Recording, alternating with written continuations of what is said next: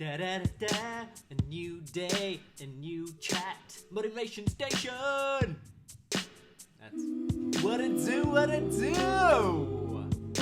What it do, what it do, what it do, baby. Yo, okay, so you wake up in a hospital bed, right? You've been in a coma for a month. You've cracked your skull, you've broken your collarbone, your arm, your ribs, erupted bladder, torn abdomen, broken spine, and now what? You wake up, what do you see? What do you feel? To be honest with you, there was a point where I didn't know anything, what was going on, where I was. I was attached to machines, you know, and I can't really remember just waking up out of the coma. I don't have memory of that, but I do have memory of the machines and the cords that's stuck into my arms and in my nose, and you know, so yeah. What were you doing prior to this whole ordeal? Like, who was the Rameez before this accident? Breakdancer, graffiti-artist, MC, you know. Yeah, man, just being that hood kid, you know, just graffitiing on the walls, breakdancing competitions. You were about to go to Germany, weren't you? There was a point where we were gonna go over, yeah, to go and do some battles. Hectic. So you're now suddenly isolated from the world you once knew, right? Yeah. Speak to me about what that was like on a mental level. From what I remember, I was stuck in a bed, man. I was stuck in a bed for days, you know, in one room for a long time, not knowing what is going on around me. And nurses and doctors and my parents and my friends and everybody that was there had to tell me what happened, and yet it still didn't sink in because I was disorientated. But I mean, cooped up in a room for a month before I was moved was pretty insane, man, because I just wanted to get out of there. I didn't know what was happening. Like I said, disorientation. When I was in ICU, I don't really remember much about ICU. The only thing I do remember is what people told me, what was going on, how I ripped the cords out when I was in so much pain. I was on morphine every day. Yeah, it was just a crazy time, you know. And then going from one room to another, and as time progressed, I started coming by and then realizing where I was and what's happening, you know. And then even still, I'm still in isolation because I can't leave the ward, I can't leave my bed, I had to stay there, I had to recover, I couldn't move my legs. So it was pretty daunting, man. It was pretty dark at the time, you know, with regards to being in that space, coming from that moment of waking up from a coma. But as time progressed, like I said, I moved from room to room, from hospital to hospital, all in isolation. You know, I don't know, probably like 6 months of isolation. Oh. And in hindsight, looking back at it now, what do you think? Because now you're back in isolation. So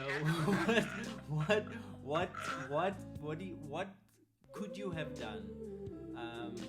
Looking back in those moments to have like gotten you through this, because you know we're in a world now where people have gotten so used to doing things every day, having access to everything. You know, you want something, you go get it, you get in your car, you get on a train, you get on a bus. Now, you know, you can't do that. So in hindsight, what do you think you could have done to help you mentally? Just focus, man, and restructure, and just think about where I am right now and what good this time can do for me mentally, physically, and spiritually. you know, and it's a time of giving back. Because prior to the car accident and ended up in hospital, I was pretty all over, man. I was fast life, doing things, you know, b-boying, graffiti, drawing, workshops. Yeah, man, I was out there late. Sure, it was amazing. But I didn't have the time to really sit back and go like, just calm down and just focus, you know. And I remember when I was in Conradi for another month of isolation, you know.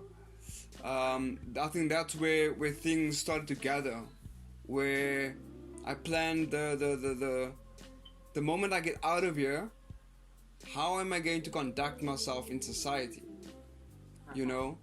What am I going to focus on? What am I going to do? And my focus was just to rebuild myself again. Not for my old self, but for the new self. You know, because the old self is no longer around. Because I can't do the things that I could before, freely or easily. You know, because I mean, I was impaired by my hands now. My legs weren't working. I had to fix that.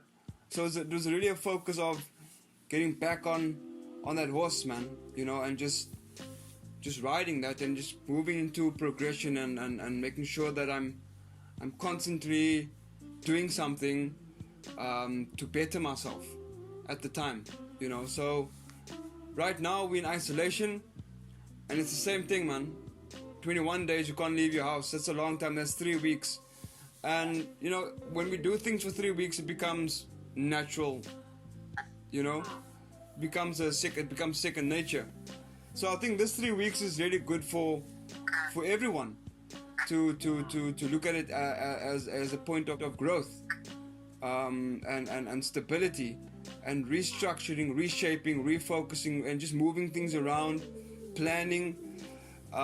You know, there's so much we can do. We can read, we can exercise, we can focus on our spirituality, meditation. There's so much we can do in these 3 weeks, when we just need to sit down and ask ourselves, what do we want out of this 3 weeks of isolation? Absolutely. It brings me on to my next point, which is setting goals. You know, I think that's my one takeaway from what you've said is you've got to set goals in this time and go, what is it that I want to achieve? It doesn't have to be monumentally huge. It can be small things, you know. It doesn't have to be. So what to wrap up, King, for today, what's a piece of advice, the word of the day, anything you want to leave our viewers? Just focus on yourself. Focus on what it is that you want to get out of this 3 weeks, man, because it's time for you to really like give back to yourself. So it's all about growth.